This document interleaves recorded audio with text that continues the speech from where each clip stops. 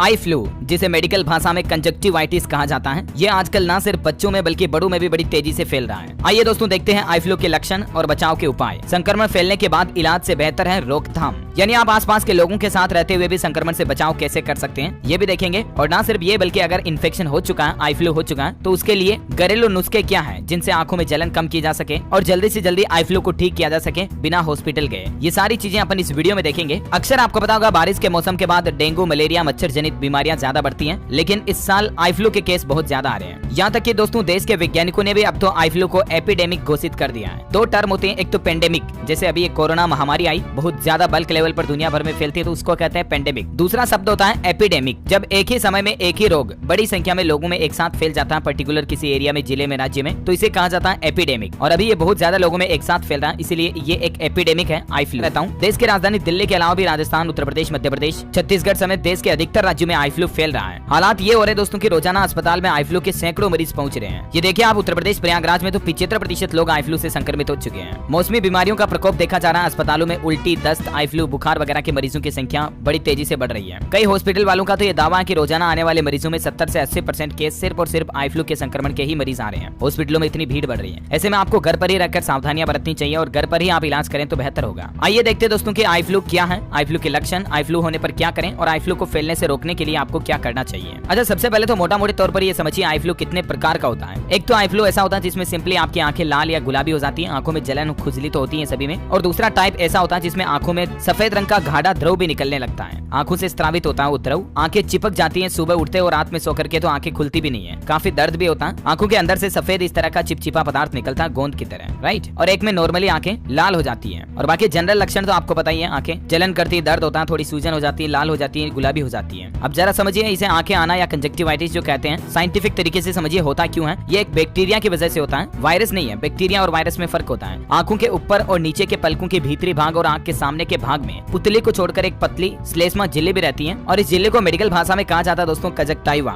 या नेत्र श्लेष्मा। इस झिल्ली का मुख्य काम होता है हमारे आंखों में बाहर से कोई कचरा वगैरह, कोई धूल मिट्टी अंदर नहीं चली जाए, आंख की सुरक्षा करती है। तो इसी झिल्ली के आसपास ये संक्रमण फैलता है और इस वजह से होता है कि इस झिल्ली में सूजन आ जाती है, ये लाल पड़ जाती है, लालिमा छा जाती है, इसे ही कंजक्टिवाइटिस कहा जाता है। वैसे ये कई प्रकार का होता है, मोटा मोटी दो टाइप का मैंने आपको बताया। अब इसमें बैक्टीरियल कंजक्टिवाइटिस होने पर आंखों में बहुत अधिक कीचड़ जैसा वो पदार्थ आने लगता है, व्हाइट स्त्राव। इसके फैलने की कई वजह हो सकती है, किसी मच्छर, कीट पतंग, कोई रासायनिक पदार्थ अंदर चला जाए। लेकिन अक्सर संक्रमित व्यक्ति के आसपास या उसकी इस्तेमाल की हुई चीजें आप इस्तेमाल करते हो, जैसे कपड़ा, रुमाल या संक्रमित व्यक्ति का इस्तेमाल किया हुआ तौलिया, तो उनकी चीजें कोई स्वस्थ व्यक्ति इस्तेमाल करता है ना, तो उसमें भी संक्रमण फैल जाता है। इसलिए सलाह है कि सब लोग एक ही आई ड्रॉपर से दवा न डालें, आई ड्रॉपर को आंखों से टच न होने दें। जब ये आपके आसपास के एरिया में रोग फैल रहा हो तो आप स्विमिंग पूल वगैरह में नहाने ना जाएं, क्योंकि स्विमिंग पूल में अगर कोई संक्रमित व्यक्ति नहा के चला गया तो उसकी आंखों का बैक्टीरिया पानी में आ जाता है और उसके जरिए आपकी आंखों तक भी पहुंच सकता है। भीड़ भाड़ वाले स्थान जैसे सिनेमा घर, मेलों वगैरह में ना जाएं जब ये रोग मतलब चारों तरफ फैल रहा हो, तो इन बातों का ध्यान रखें। और ज्यादा तकलीफ हो रही तो डॉक्टर को तो संपर्क करना ही है, लेकिन कुछ सावधानी आप घर पर बरत सकते हैं। गहरे रंग का काला चश्मा लगाएं, इससे आंखों में तेज रोशनी भी नहीं जाएगी। और आंखों को समय समय पर साफ करते रहें। साफ करने के लिए आप एक ही रुमाल या एक ही तौलिया का बार बार इस्तेमाल ना करें, क्योंकि इससे आपकी ही एक आंख से दूसरी आंख तक संक्रमण पहुंच जाएगा या आपकी आंखों में संक्रमण लंबे समय तक रहेगा। इसके बजाय आप टिश्यू पेपर, सूती रुमाल या रुई वगैरह जो होता है ना, उससे इस्तेमाल करें। एक बार इस्तेमाल करने के बाद उसे फेंक दें। अच्छा, आंख आ रही हो, संक्रमण फैल रहा हो, उस दौरान किसी कॉस्मेटिक्स का इस्तेमाल ना करें। आंखों के मेकअप वगैरह का मतलब काजल वगैरह ये चीजें भी ना लगाएं। आंख आने पर स्वस्थ व्यक्ति से हाथ न मिलाएं, क्योंकि उससे भी संक्रमण हो सकता है। अच्छा, अगर आपको चश्मा लगता है, आप कॉन्टेक्ट लेंस इस्तेमाल करते हैं तो ध्यान रखें, ये संक्रमण जब तक फैलना तब तक आप आंखों में लेंस का इस्तेमाल ना करें, बल्कि आप अपने नंबर के चश्मे का इस्तेमाल करें।